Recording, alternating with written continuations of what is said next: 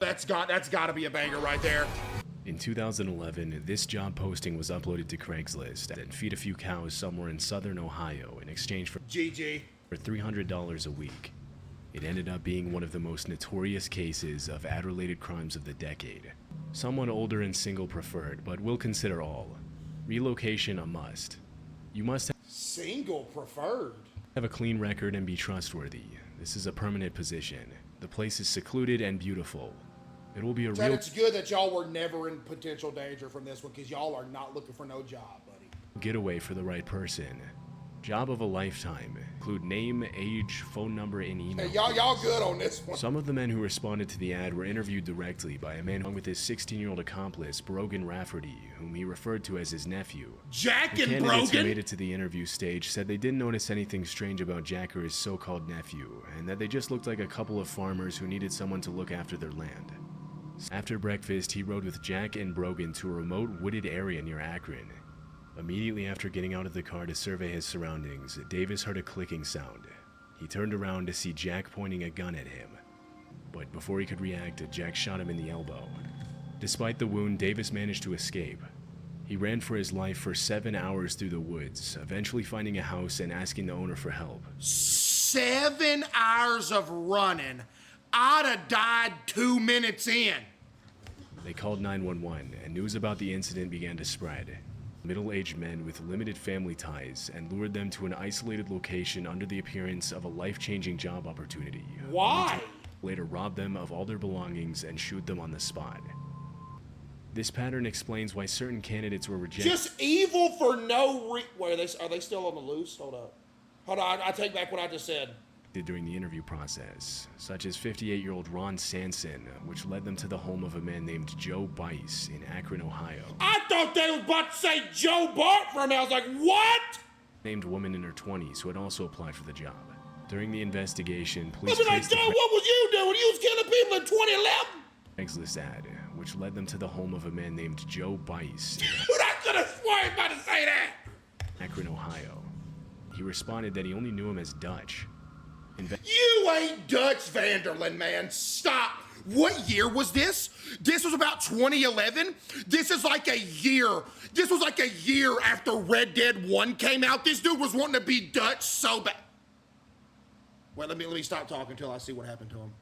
Posting the ad and claimed that it was probably posted by the man who rented out his basement space. On November 16, 2011, police arrested Dutch and identified... Yeah, this dude actually thought he was Dutch Van...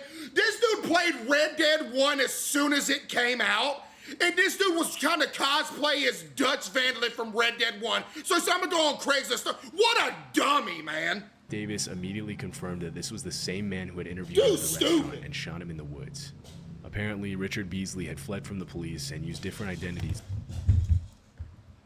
to avoid being detected, even using the names of some of his victims.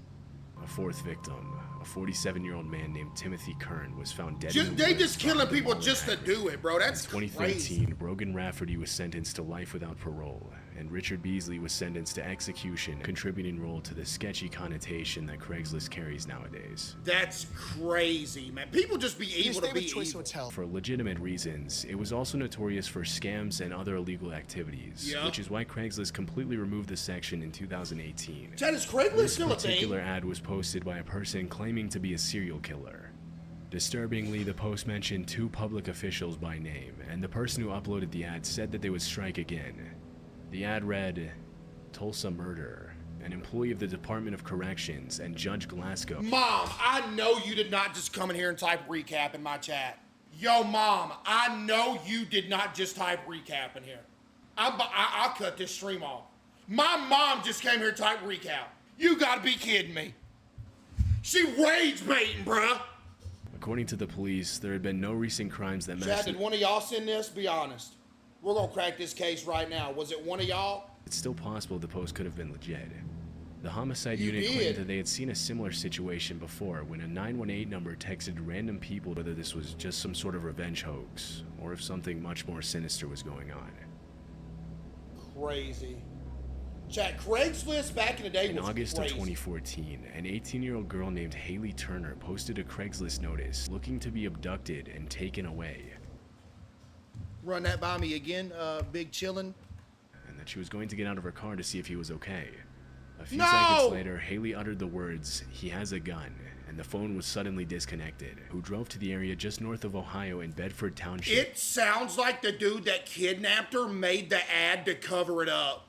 And found his daughter's car running in the road, but Haley was nowhere to be found. Haley had rented the DVDs for 2 movies from a August what? missing person, and an investigation was launched to find her. Strangely, police found that at 10:06 p.m. on August 10:06 p.m. 7th. August 7th. It is 10:18 p.m. August 7th. What are the actual odds? Haley had rented the DVDs for 2 movies from What? a family video store a few miles from Toledo, Ohio.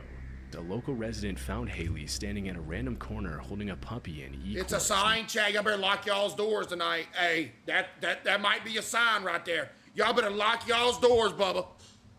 Detroit. Although she was completely unscathed, Haley Turner eventually confessed and pleaded guilty to causing a false police report to be filed. She faked it?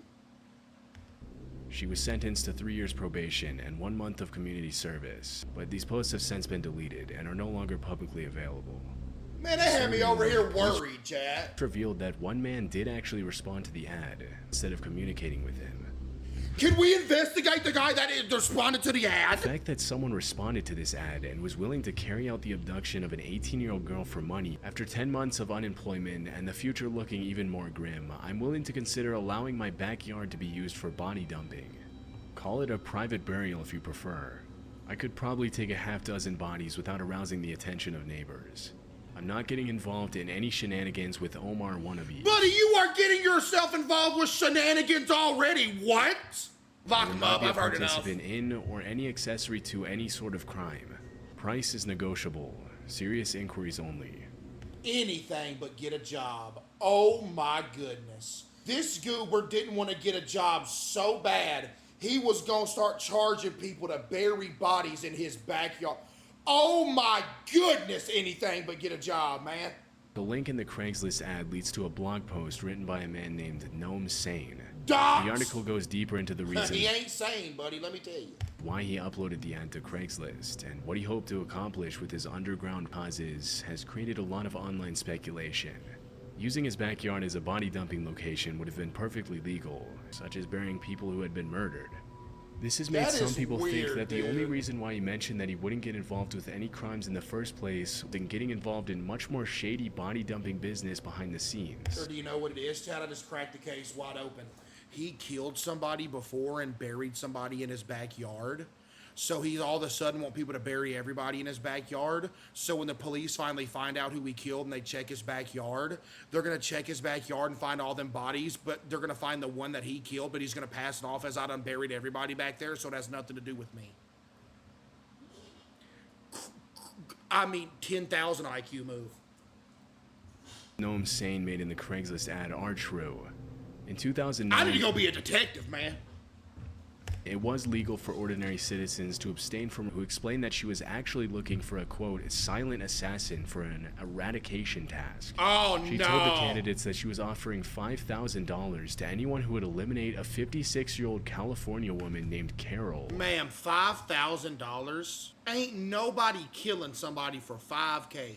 Chad, how much money it take you to kill somebody? Say somebody comes up to you, they're like, yo, I need this dude taken care of. Make it quick, just get it done and get out of there. How much it is?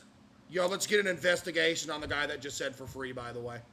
We need to get that dude out of here. That's when she posted the murder for hire ad on Craigslist. $5,000, man.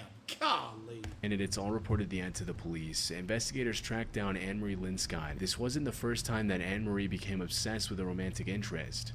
In 1997, She wanted the dude, so she was gonna kill her. but that didn't stop the court from sentencing her to 12 and a half years in prison in 2009. That's it? After serving her 12 and a half year sentence, Anne-Marie Linscott was only recently released from prison. I didn't say nothing. I did not say nothing about her. W video. I'm scared.